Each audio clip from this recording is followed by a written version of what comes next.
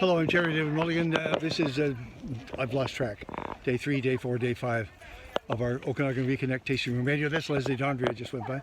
We're at Noble Ridge, Okanagan Falls, and we're going to talk to John Skinner, we're going to talk to Terry Meyer Stone, we're going to talk to Leslie Dondry and Bernard Gauthier, the winemaker here at Noble Ridge. That's where we are. John Skinner from Painted Rock has poured and changed my morning. His Chardonnay. Tell me about that and fondle that bottle, John. Well, this is the 2019 Chardonnay. It is. Can you show me the label? Yeah, absolutely. There's the 2019 Chardonnay. A little to your left. It's a beautiful shot. You know, it's really interesting. I wish we had more. We only produced about 550 cases, I think. That's because of the small berries? The small berries. But you get back to it, I would prefer to do 550 cases rather of something that's spectacular. And this is just absolutely bang on. Tell me, you've just poured your 2019 Chardonnay. 2019 estate grown Chardonnay. Your relationship to Chardonnay, you personally, long time absolutely. You know, when I first joined a wine club, I was part of a wine buying syndicate when I was young, and I was turned on to things. One of my first, a bottle that I was most blown away with right at the very beginning of my collecting wine was a 1989 Marquis de la Guiche Montrachet. My God, it was just, I couldn't believe the complexity, because I'd been drinking these great big oak monsters from California, and then I have this, and the bright acidity, and the complexity, and the cellarability. Like, this just opened my mind to an entirely different journey. And when I hired Alain Sutra, and I told him that, he said, stylistically, that's where we want to go. So, do you feel that you've gotten there? Yeah, I do. I had a visit at the winery. This is amazing. I had a visit at the winery a couple of years ago from a gentleman. There were 8 guys. I don't want to take too long with the story, but they tasted the Chardonnay to begin with. They came into my tasting room dressed in beautiful suits, speaking the most beautiful French. I used to speak. I spent 2 years in northern Quebec. I spoke bad French. They didn't.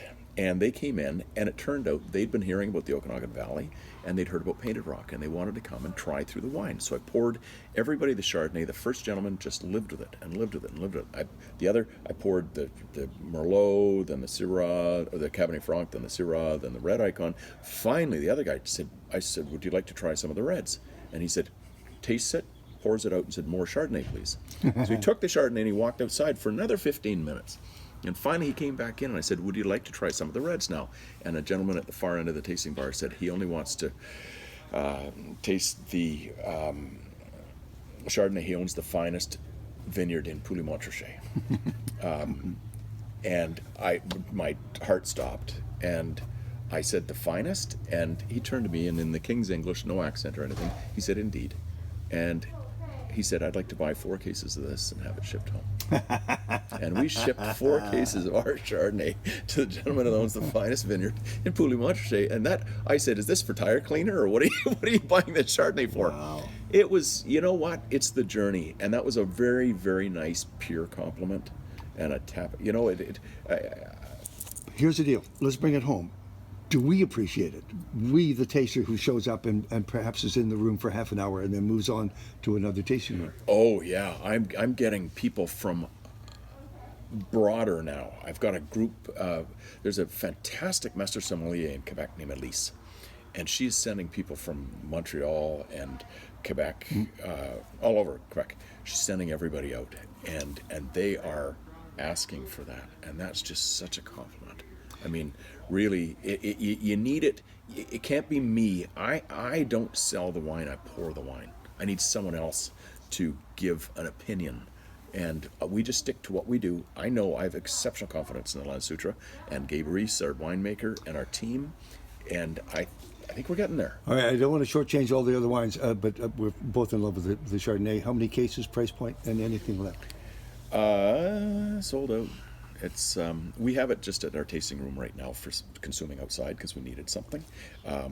We produced this one about 550 cases, and price point is $39. Well done. Thank you. Now, which of the you have two red icons within reachable proximity? Which one did you pour? I poured the 2018 because this is our 2018 red icon. The 27 red icon, or 2017, was just named a decanter wine of the year. That is probably, I don't know of another accolade that is more important for us. Do you mind if you hide behind the bottle? That's fantastic. I don't know if there's another accolade that's more important for us as a young industry trying to gain credibility, because that's third party. They're, they're the elephant in the room. It's really important that we get into the U.S. Yeah. So Eric Asimov, I've got the wines in front of Eric. I hope that he reviews them pretty soon. So that's the journey now. I think I really liked the 17. I was exceptionally proud of it. I think 18's better. Why? I think, it's interesting because of the vintages. 18 is a little cooler, a little brighter acidity. And I think it really stands out. So, our journey now is, it's interesting now that we have vine age. The vines were planted in 2005. Yeah. Those roots are down in the rocks Yeah. now. So you're getting replicatable terroir nuances. Yeah. So you get this, so now we're starting to realize, generally our icon is going to be around 50% Merlot, around 25% Cabernet Franc. That's very Cheval Blanc-ish. We're not trying to imitate anything. We're trying to play to our strengths. And when Alain recognized the acidity that we're getting, and it's so identifiable, that's kind of the route that we're going. So this one has, I think it's just refine. When we started, it was about, I wanted to know that we could ripen big red fruit, okay? That's not the journey anymore. The pursuit of elegance. It's elegance. I know we can compete with those big ripe entities. I want to compete with Cheval Blanc. I want to compete with the finest producers. They know it's all about dialing it in. Can you compete and have volume? I want to get better, not bigger. Okay, fine. All right. And that's all right. But I don't want to shortchange the other releases. What else is out there from Painted Rock that people can taste and appreciate? Well, right now we're tasting our. At the tasting room, we'd like to do our 2 vintages of our Merlot right now that gives you a really nice look at terroir and vintage variation, because you have 2017 and 2018, exact same planting block, exact same tonnage, different one vintage cooler than the next, so quite different. But my dear friend Stephen Spurrier he did a blind tasting in London a couple of years ago. And there was a group and they tasted about 30 Canadian reds, and after it he pointed and he said 7, 17, and 21. And he said, "What's that?" And he said, "Painted Rock. I can pick it out anywhere." But what he said was, we talked about after 2013, we used to blend in a little bit of Malbec into the Merlot. We used to do these little tweaks that you're allowed to do. Once we got those very specific terroir nuances, don't fool with it. Yeah. It'll homogenize the terroir nuances that you're getting. So everything after 2013 is 100%. So now come and taste the 2017 and 2018 from the same planting block, and you'll see a really interesting difference. Anything from the portfolio as well you want to mention? Cabernet Franc is getting us on the world stage. Yeah. It's at Le Chapon-Fin in Bordeaux. It's at the Clove Club in London. It's getting in some of the top tables. And that's because it's a Cabernet Franc with bright acidity. If you could, would you grow Gamay? No, I just think that we're really focused, and Okay. what we did at the very beginning was I wanted to plant a full suite of Bordeaux varietals of the clones that are known to really work well with one another. The exception is that I planted that Syrah because John Schreiner told me I should plant Syrah. Thank you, John Schreiner. You're a gem of a guy. And because it works, and he knew what was going on in the valley. A lot of these Syrahs weren't out in the market in the early 2000s. Yeah. So he knew what was going on in the tanks and in the barrels, and thankfully we did it. But otherwise, that Bordeaux kind of direction, I think, is something that we just want to be really good at it. Tasting room is open until when? Tasting room is open until it's going to be shorter this year. I think we're going to close the beginning of October, simply because we're running out of wine, and it's really scary for us. But we're very appreciative. It's not a bad problem to have, but it is for consumers. So apologies. I think we'll be able to do tastings by appointment. And we've always got staff. I've got the best team imaginable at Painted Rock, so we'll probably be doing Painted. Thank you for your wines. Thank you for your commitment to the Okanagan Valley, and for being a troublemaker, a storyteller, and a historian. Thank you for your support, your long-time support, because our industry wouldn't be where it is without your early, your advocacy. Because there was a lot of crummy stuff out early, and we're getting better. And your constant acknowledgement of or really attention to the journey has been invaluable. Sincere thanks. Thank you for your Saturday. Thanks. John Skinner, Painted Rock, at Noble Ridge, our home base. I always enjoy that. That's fun.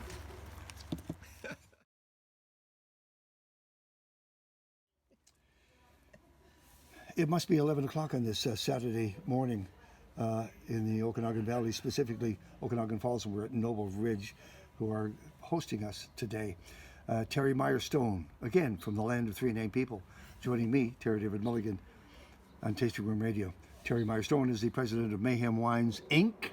And is going to take on the challenge of speaking on behalf of Meyer Family Vineyards, same name, for Jack, who's off gallivanting. I'll ask you to speak on behalf of Meyer Family first, and yourself, because it's a basic question. It's a human question.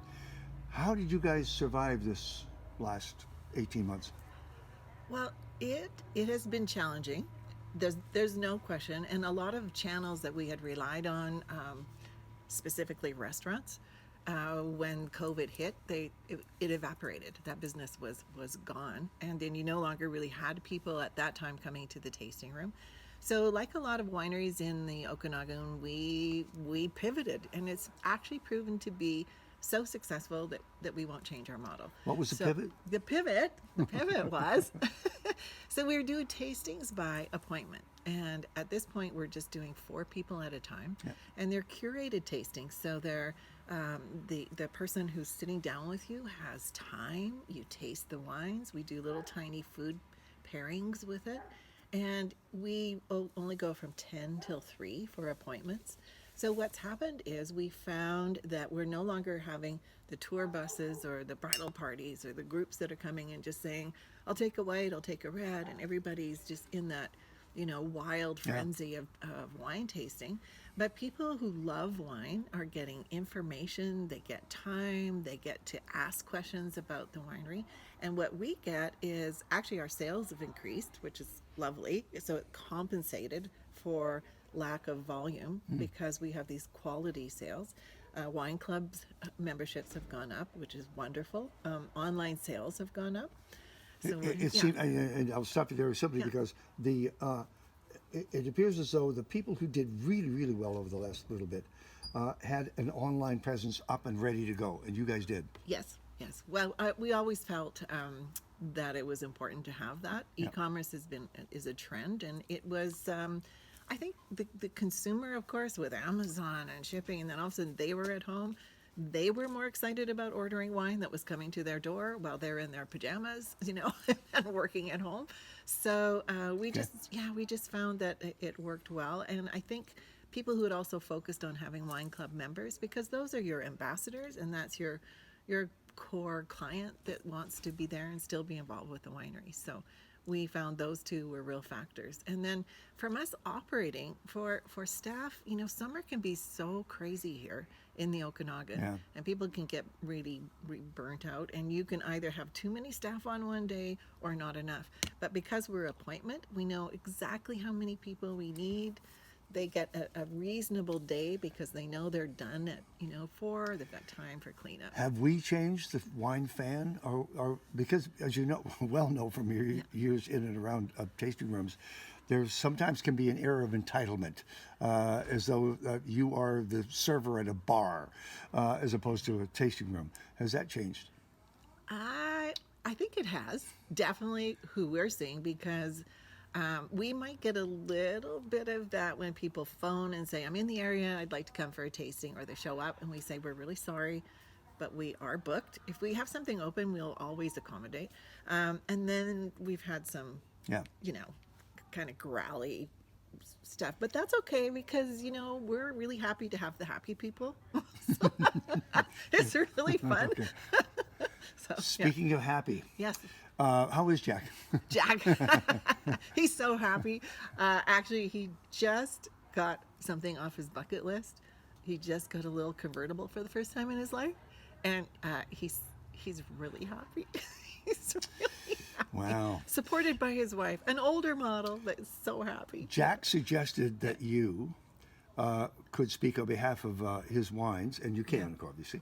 And I asked you to bring a white and a red, or Jack suggested, was the Chardonnay a slam dunk, and which Chardonnay?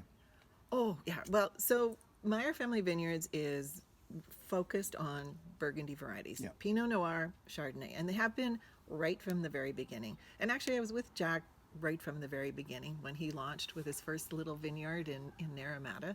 And all we had was Chardonnay, 600 cases that came out in 2006 was the very how was first. that first Chardonnay? Do you remember? It was fabulous. Yeah, it was. As a matter of fact, it was Reese Pender Yes. who poured it for. Actually, told me about it sitting on the Yes. back deck of something in Yes. Summerlin, Yeah. and he was talking like, "Don't tell anybody, but that's an incredible Chardonnay." It right out of the gate, and that's you know, you can have a catchy label, you can have fun people, you can have everything, but if you don't have good wine right out of the gate, it's really hard to keep getting people to follow along. But Jack had such a strong vision that he wanted to do these Burgundy varieties, and so just Chardonnay and Pinot Noir. How many different Chardonnays has he released? I mean, are there 3 or 4 Chardonnays this year? Yes, because along with that is his other commitment is single vineyard. Yep. So Chardonnay and Pinot Noir are grapes that are so expressive of terroir. So he really wanted to show that off. So their McClain Creek, they have the Naramata Tribute series. Yep. And whenever they find a block that they go, this is special, they'll actually showcase that in a single vineyard Chardonnay because Yep. it is so expressive of terroir. So this is Meyer Family Vineyards Chardonnay, Okanagan Falls, 2019, McClain Creek Road Vineyard. Is it the home block? It is. Yeah. So the winery, actually, he purchased the property in 2009. And he actually had got a winemaker before he got the property, Chris Carson, who his training is in New Zealand. And Chris, his passion is Pinot Noir and Chardonnay. Like he Good. loves it all day long. And they had other varieties on the vineyard. They're pulled out. Pinot Noir was planted. And this McClain Creek, actually the Naramata, the Tribute Series was the favorite before, but this one is just winning all sorts of accolades.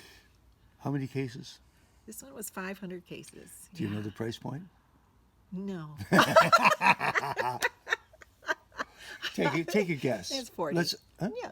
It's 40? I've got it on the sheet. Where is No. it? Oh, that's it. Oh, okay. Well, yeah. But roughly? Yeah. 40? 40. 40.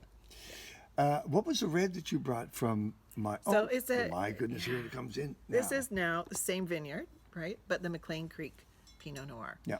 And again, you know, the accolades that have been coming in for the Meyer wines, they have consistently, in the Wine and Line Awards, been named one of the top 10 small wineries in Canada.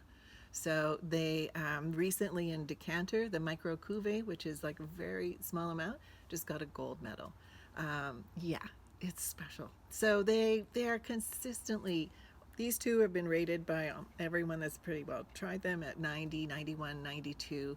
They rarely get under 90 points on a wine that they produce. Doesn't matter how hard you're marking it. So And the thing, just talking from a family perspective, numbers come and go. yeah. Do they still have the same impact on you when you see those numbers?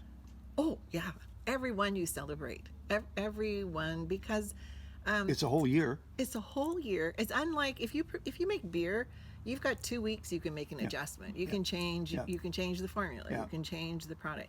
You don't even know what you have in a bottle for at least a year. So you harvest the grapes. Yeah. You go through all the agony and heartache. I mean, look at this year: heat wave, smoke. I mean, you know, it's challenging. You can't get laborers. It's you know, I'm out there working 4 hours a day in our vineyard because we can't we can't get anybody to help. The vines don't go, oh, I'll wait for you, you know. So Are you driving yeah. tractor?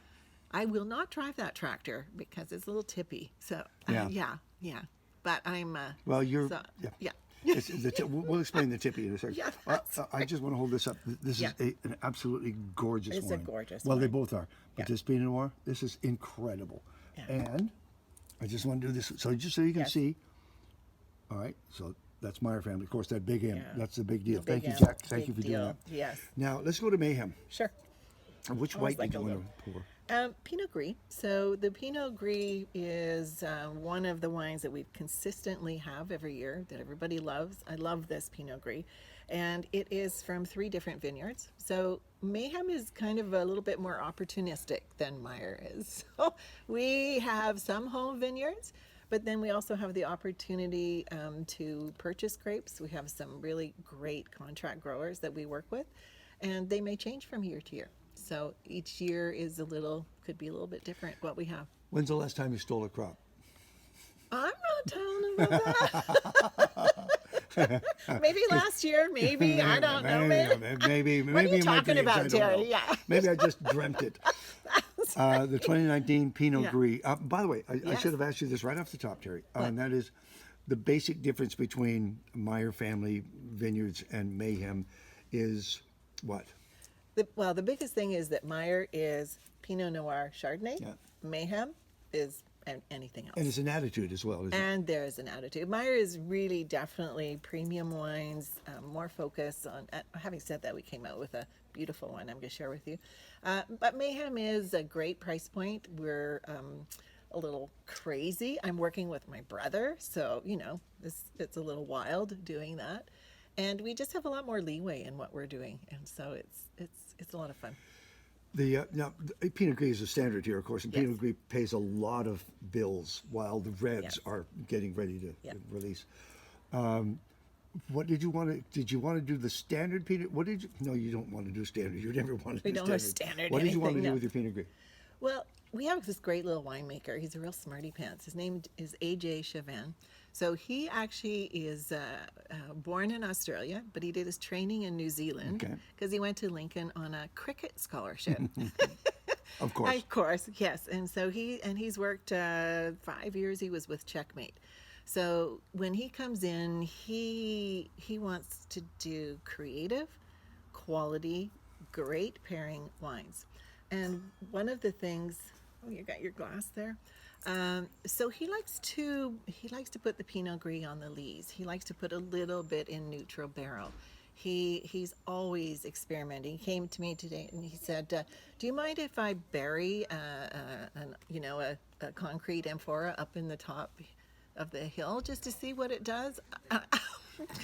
Okay, Did he AJ. say what he wanted to put in it? It was a white that he wants to put in. I'm not sure which. So he's. Would you pour me just a taste while you're going? You betcha. You bet. So he's, but he just brings a real keen sense. And of course, then he also has the yes, great. I'm just on the nose, sorry. You're just on the nose. He has the advantage of having Chris Carson, who is just an excellent winemaker. So if he goes and says, I'm having this or this, what do you think? And Chris is there to help him because he's just a young guy. Any time in barrel? This one was, a portion of it was in neutral. Yeah. Oak for Yeah, about. it's there. Yeah, can you It's get there in the texture. Yeah, and a little bit on lees. He loves to leave wine on lees, so you get that mouth texture. But all you of still his wines, want. yeah. I mean, we're known for clean Pinot Gris Yes, as well. yeah. So it's still, if you can find that balance between the two. Yes. Well, he loves the tropical notes. I mean, he's from down under, but acidity is what we.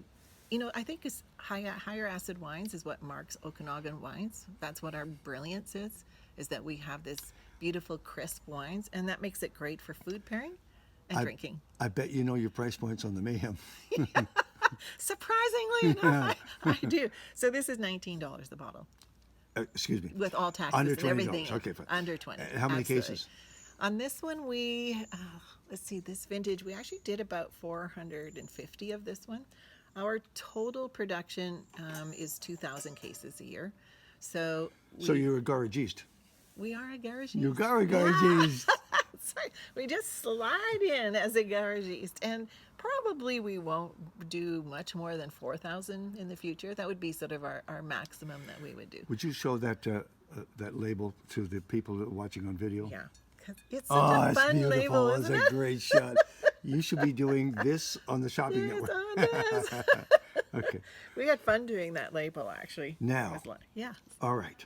We are talking with Terry Meyer Stone, president of Mayhem Wines Inc. Ink. And we've been talking about Meyer Family Vineyards as well. So now we get to your red, and it's Anarchy. And I love this wine. No two ways about it. Tell Yes. me about So this. the coming I together put of the Anarchy. glass there, not the wine there. That's my priorities. Yep. This one, actually, I have a real soft spot for this one because the wine is single vineyard Merlot from my vineyard on Anarchist Mountain, and for a while. So that's the whole. You're not going to drive a tractor going up and down. Yeah, that's right. No, it's steep. It's steep, and this is when we started. My husband and I did a few small case lot of under a label called Anarchist Mountain Yeah, Vineyard. I remember. And our Merlot, this is where it gets really crazy, was called Mayhem. And so it did really well. And then we were just at the point of saying, okay, should we try to bump up to be an official winery? And then Jack and I were drinking wine, and he said, why don't we do this collaboration instead? We sell our Pinot Noir and Chardonnay to Meyer. We put the Mayhem Merlot. And so this year we had just two exceptional barrels. And so AJ said, I would really like to do a premium wine with this. So we actually aged it for 18 months instead of 11. And this is called Anarchy now, in a tribute to Anarchist. So now we have Mayhem Anarchy instead of Anarchist Mayhem. What's the makeup of that blend?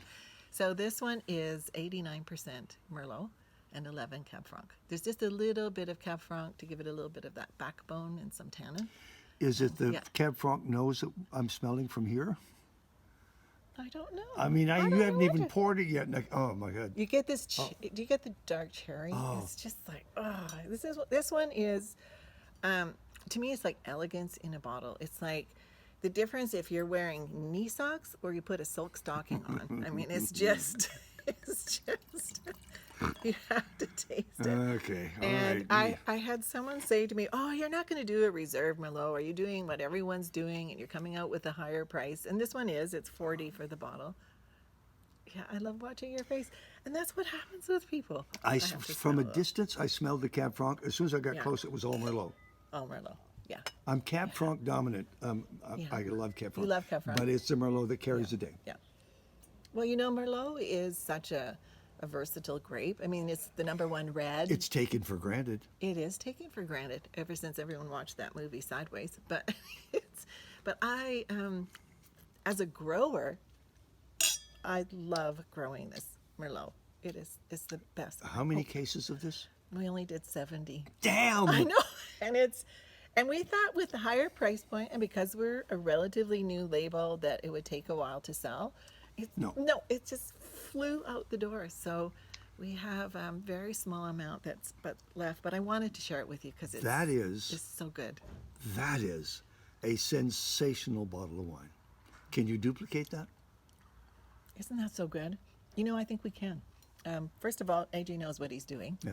Can you get more fruit? And yes. So what we did last year is we took half of our fruit and put it into the rosé, Yeah. the Merlot rosé. And this year we'll do our rosé from a different property. Had your rosé So- last night? Did you have the rosé last night? It's pretty darn good too, isn't it? It was research. Yeah, it was research. So yes, I think we'll be able to do 150 cases for the Okay. next, and then possibly up to 200. But 200 would be the max because that's all we have for Merlot. Would you put this in competition? Well, this one's definitely going in competition. I'm so proud of it. I love this wine. It's damn fine. It is. And here's what my test was. So I love that people who know about wine comment on it. But we had a little taste of a whole bunch of wines that we had with staff at Meyer and Mayhem. And people were chatting as they do. And then I watched, and everyone was taking like the sip for the tasting of all the other wines. And then what happened is, as people were starting to visit, they kept going back to the Anarchy and finished that bottle. And so when you have a bottle Yeah, that you watch that. that you want to drink, that's pleasant to drink. It's not like some wines I have. And you have many choices around And you have many choices around you. And it's I don't know how it's the best compliment is that it's such a drinkable wine. And you can drink this right now, or if you are really disciplined, you can age this. But I don't think it's going to make it. How long? You could go to 2027 if you really pushed it. Yeah. Now, here's the deal, and I'll bring this full circle back to Okay, Meyer sure. and Mayhem. Yes. That original Chardonnay that Reese poured for me many years ago, Yeah. we talked about, could they do this again next year? Can they make Yes. this again next year? You have to know where your fruit is coming from. Yeah. The same thing with this Anarchy. Can you hold on to that fruit, and can you duplicate? And you don't have to make the same wine, No. but something in that ballpark that speaks to us the same thing. Is that a good thing to be able to go back and duplicate, or you just want to carry on because each year gives you something different? Well, we don't want a formula. We don't want a wine that's a formula. So, I mean, if We you don't want need that. no, you can go buy Yellowtail lots if you of want that. Yeah, exactly. So every wine is going to be reflective of its terroir and of the season. But we do know, having produced the Anarchist Mountain Merlot 2014, 2016, and this, that the characteristics that you love in this are the ones that we loved in those wines. So we know that that property, that terroir, produces a fruit that is elegant, is always elegant, and it always has that dark cherry, that smoothness, and we've done that since 2014. Last question. Yes. After all of this roller coaster ride that we've been on, this human roller coaster ride, and including locusts, heat domes, and everything that's happened with the COVID pandemic, what does the next year, 2, 3, 4, 5 feel like to you? What do your bones tell you? It's like I could take some darts and throw it. I throw it at the wall Be because prepared for everything. we have thought, okay, we're going to go this way, and then immediately we go, no, we're going to have to go this way. So some things are consistent. People love wine. We love making wine. We'll adjust to what the market requires. And we have the most beautiful land for producing wine in the Okanagan Valley that you can find anywhere. And we'll just keep doing what we do. Thank you. Thank you.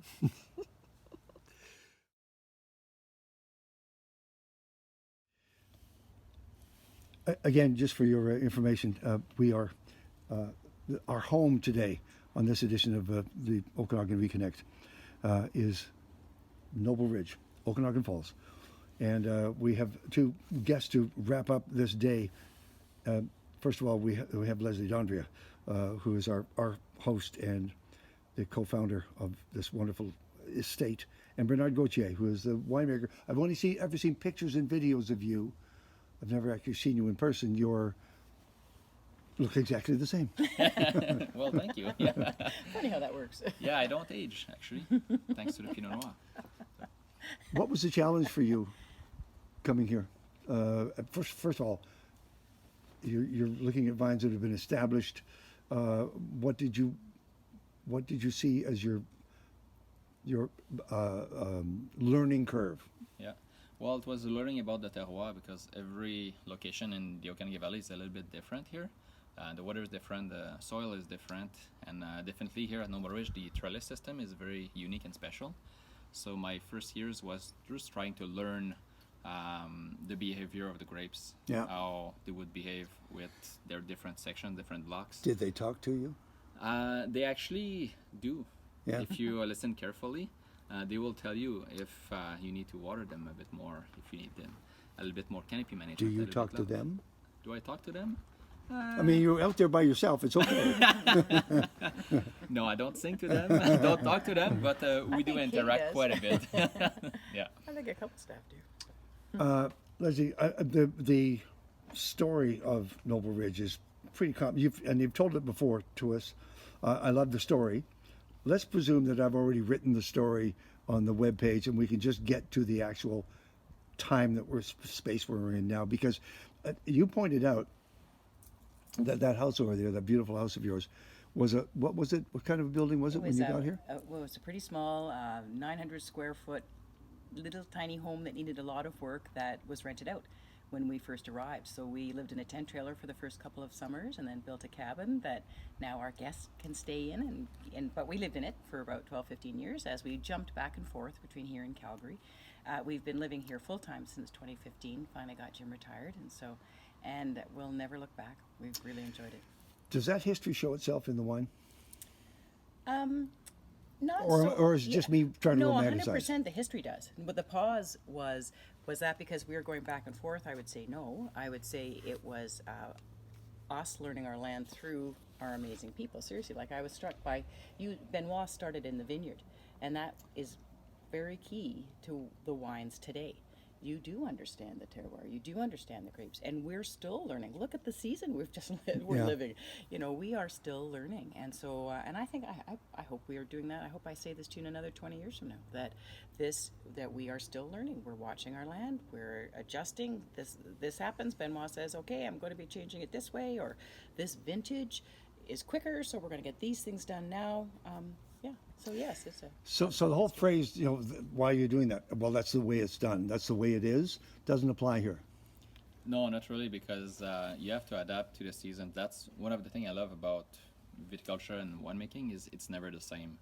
You never make the same wine. It's kind of a dialogue between the vineyard manager, winemaker, and the season, Mother Nature, and every season is different. So my goal as a viticulturist I try to predict the future, what is going to happen throughout the season, because then I can do a different canopy management, different irrigation, a little bit of fertigation, try to get the best out of the grapes at the end when we harvest the grapes. So every year I change a little bit my things because the season is different, and that's how I'm going to be able to produce the best grapes. All right, you can both answer this, and this is me being the devil's advocate. Some people would say, okay, if I liked the King's Ransom 2017 Pinot Noir in 2016, why doesn't it taste like that in 2017? Like they want consistency. That's death for a winery that works like you guys. Can you explain that? Yeah, definitely, because my goal is not to make a wine consistent from year to year, because there's so much things you need to manipulate into a wine to make it consistent, and it degrades the wine. It degrades the quality, its uniqueness, its identity.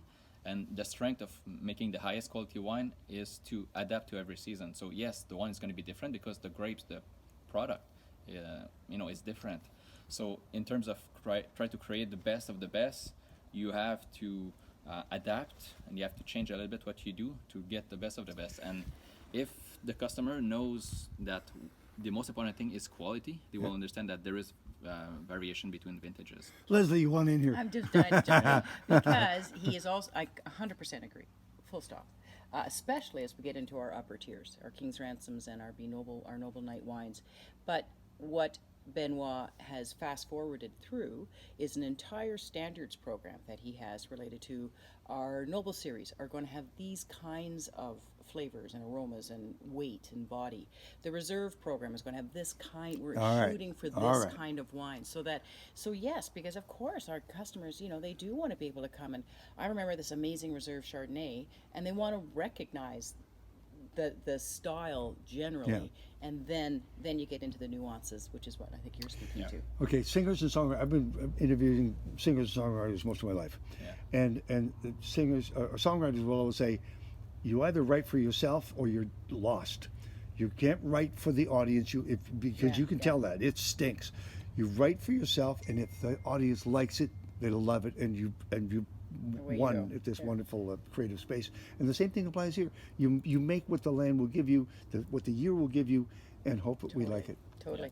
When we started that, I'm going to use that story, because we bought the land in 2001, planted for 5 years, opened our shop in 2006, and we had our Reserve Chardonnay. We had the 4 reserves. Reserve Chardonnay, beautiful, still same program, a beautifully oaked, gently oaked, older barrels, Burgundian-style Chardonnay, just in time for ABC. Anything but Chardonnay. Yes. And we looked at each other and went, oh my gosh, the world is not drinking Chardonnay, certainly not drinking oak Chardonnay right now. So, but stick to your guns, stick to a beautiful product, a beautiful wine, and the world, the trends. It's a cyclical business. And you're doing a quality product, it will work. What's your leanings, Bob? What do you pour at home? What are you interested in? Depends on the season and depends on how I feel. Just answer the damn question. What do you pour at home? He's a farmer. There's no way you're going to get a straight answer. I like whites right now. When I come home, after being in the sun, being outside and long days. Crisp? Crisp. I like Pinot Gris right now. Okay. I like our wines, but I also enjoy beer, other beverages. But Where are you with Gamay? I've had some really good Gamay. I don't drink them a lot right now, Okay. but I do love. I would say the more complex Gamays a little bit. Yeah. The one with a bit more meat on them. Do love. Meat. I get meat right here. There's Noble Ridge, the one. You want me to? Oh, do you want me to pour it? I guess it's probably a good idea. I'm going to start there. This is the one. Look at that pour. It's on camera. Oh my God. Oh gosh, now you're making me nervous. There we go. She can talk and pour at the same time. There we go. I know you love the one. I do. You've talked I know. incessantly about the one, and all for a very good reason, because you love it. I love it. And here, yes, the one. Well, I mean, you do know the stories, Terry. I'll fast forward through many of them. First day we saw the property, 010101, so that's the wine is a nod to that. But we always knew we wanted to make a sparkling. The Okanagan, particularly where we are, is so well suited for sparkling wines, and so we started planting. We had 3 acres here when we came, and we immediately started planting to the Pinot Noir and Chardonnay to get to this beautiful wine. What was your history with bubble? When I first came here, actually, it was my first experience making bubbles. So I had a mentorship from the previous winemaker here, Phil Sue, that started the program. And I just took it from there. So I kind of adjusted a little bit the selection of grapes in the vineyard because I identified more suited Chardonnay and Pinot Noir for the sparkling.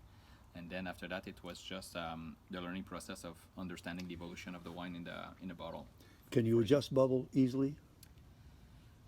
No, you don't adjust. The key is really He said, not knowing what the answer was. the key. Because I don't know. I mean, how do you adjust bubble?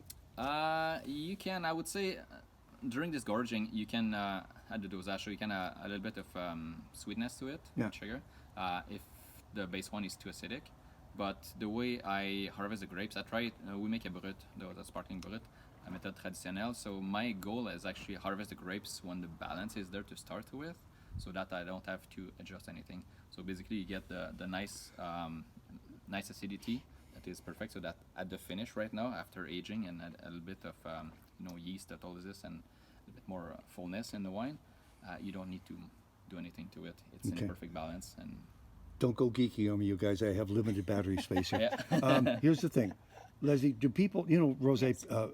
I've said this all along, especially women buyers. They're looking at shade. They're looking at color, opaque, 100%. right? Yep. Do bubble people look at bubble? Do they look at what do they look at? Pink is in. There's no question. And so we have made the pink one. We, recognizing for all of the things, we're trying to make the best wines we can make, but we do have to see what's going out there, what's going on out there in terms of market trends. So Benoit, okay, hun, how do we make a pink one? And Yeah. away he goes, and had to figure out, okay. And so we've done our second vintage now, I think, yeah. and it's super popular, and it's lovely. Speaking of popularity, this one flies out of the tasting room. How many cases? Tell me, 225? For this vintage was about just shy of 300. Price point? $38.99, I want to say. Is there any left? There's a little bit left of the 16. We are trying to get to Christmas. It's a great Christmas, New Year's. Would you hold that bottle up just a bit so they can see this just a little bit more? Ah, it's a beautiful thing. Remember that spot. That is your spot. Okay, right there. Thank you. Noble Ridge, the one. Thank you. Fantastic. Go. Please hold. Will it fit in that glass thing? Pinot next. Sure. Yes. Yeah. Take this out so we can. Thank you. Because we wouldn't want any spillage. Exactly. Okay, There we go. I haven't tasted this, but do you want to taste this? what are you pouring? Are you recording or are you just asking? I'm recording. Oh, we are pouring the King's Ransom. Remember your spot. A little spot. Ah, it's perfect. We are pouring the King's Ransom Pinot Noir, 2017. How many different Pinots do you do? Just On two. a common year, we do two. So we have a Reserve Pinot Noir and a King's Ransom Pinot Noir. The state wine? 100% estate, yeah. We have about 5 acres of vines of Pinot Noir, and then 4 different clones. So the selection is pretty small production overall. So out of the King's Ransom, we usually make about 125 cases of it, more or less. What clones? We have 113, 114, 115, and 777. And do you blend them? Do you create them separately and then blend at the end? Yeah, that's the best way to achieve your best quality is do small lot fermentation, keep everything separate, age it in the barrels separately, and then when it's time to, before bottling, that's when we blend. We taste all the barrels, make the best blend. And Oh, that's thank you. Leslie, do people consider you a Pinot house? I would say, I hope they say yes, but we actually are getting known, I think we're more known for sparkling, Yeah. Chardonnay, and now we're being, and our Meritage blends. So no, I'm not sure they would associate it with us with a Pinot house. It's just that was the first one that I noticed. And we know we're making beautiful Pinot. What we've discovered is the ridge. We actually make a lot of different kinds of wines because of the microclimates on our property. So we can get Cabernet Sauvignon beautifully ripened, even though many don't think you can do that in the Okanagan, through to we have our Chardonnay and our cooler climate Pinot Gris and Gewürztraminer on the far north side. And they all are ripened to the right place. So yes, I think we're a Pinot Noir house, but we're also a Chardonnay and a Meritage and Chardonnay. Yeah, there's no flat land where you guys are. This is all hills and gullies. And this is, for me, this is an advantage because it makes it a lot more fun to have diversity in the vineyard. And because of the way, the shape, some south sloping Yeah. area and then north sloping, so the temperature is very, very different from your location. And Jim and Leslie planted the right varietal in the right place, so we can get really good ripening on all the varietal. So we can make exactly the Burgundy style, Bordeaux style. We can make sparkling, and everything comes out really nice. How's it tasting? It's tasting lovely. It's got lots of structure. I mean, I guess I'd love to do this. This Pinot, cheers. The Pinot on our property is very intense, and that's partly, and you mentioned gullies, thank you. We are a sub-GI. Okanagan Falls is a sub-GI, and that's because of some really specific, unique things going on here, including, I used to call them gullies, they're called kettles, which are on either end of our property and create the ridge. Yeah. So between that and the rocks and the way Benoit grows the grape, this is a pretty special, unique Pinot. And we know this. We have a following. This is the one grape we can't grow enough of. Yeah. We are trying to figure out other ways to grow more of it. Did I ask you about how many cases? You didn't, and I'm not. Again, I think this For is this sort of one? 125. Around 125 Yeah. on this one, yeah. Price point? No, it's a trick question. I think it's 45. Why is it a trick question? Because I don't do all the pricing. I have this wonderful team that do all this Just hard work around for me. for okay, fine. Around They 45, bring yeah. me in to just talk and tell the stories. They do all the hard work. Is it close to being sold out? Just released this one, so no. Oh, so you're good to go. We're good to go. Please hold that bottle up so that people see what they're chasing.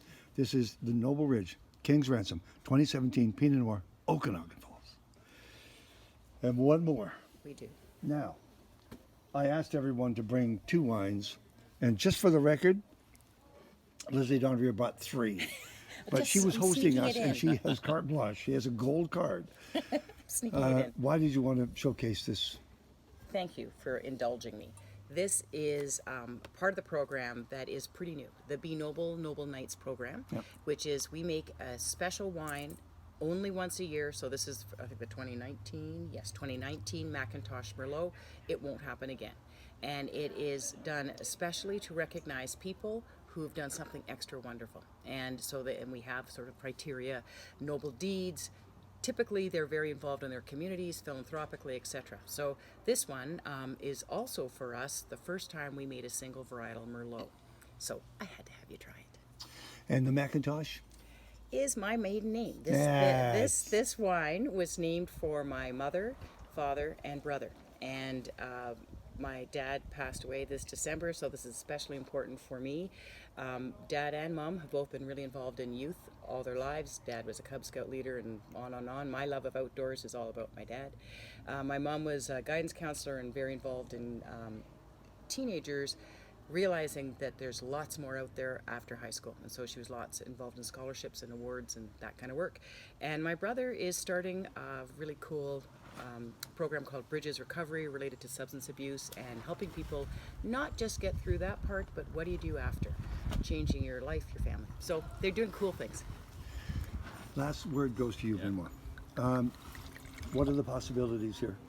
I mean, you would probably, unless you buy more land, not you personally, you're going to have to maybe replace some of the vines with transplants, whatever, just to grow new varietals. What are the possibilities for Noble Ridge? Yeah, actually, lately we did planted a little bit more grapes on one vineyard on the other side of the road here. We planted some Malbec, Cab Franc, and Cab Sauv. Ah, So are you they're working on a coming- blend? We will be working on a blend because we did some experimentation starting in 2012 to improve our Bordeaux blends, our Meritage wines. And then we found out that, some percentage of Malbec and Cab Franc would add really some depth and complexity to the wine. So during our trial, I wanted to see how many of each fraction would do best. And then we planted accordingly. So we planted half an acre of Malbec and then an acre of Cab Franc and a little bit more Cab Sauv, a different clone. Well done. So we're expanding a little And bit. congratulations on your work, Thank you very much. Yeah. because you're an artiste. That's what you are. Taste of the wine. By the way, I was wrong. The last question goes to you, Leslie Dondry. Can the great unwashed, those who are not noble blood, get their hands on this bottle? Actually, was made. All of these are made uniquely for the wine club members, Yes. round table members, or come and visit. And we do it. We pour it in the premium room as well. And where do they go? Where do they go? Where do they go to visit? Oh, Noble Ridge, Okanagan Falls, 2320 Oliver Ranch Road. Oliver Restaurant. Thank you both. Thank you. Thank you Thank very you. much. Thank Been you. fun. Thank you. Thank you. We're at Noble Ridge. I'm Terry David Mulligan, Tasting Room Radio.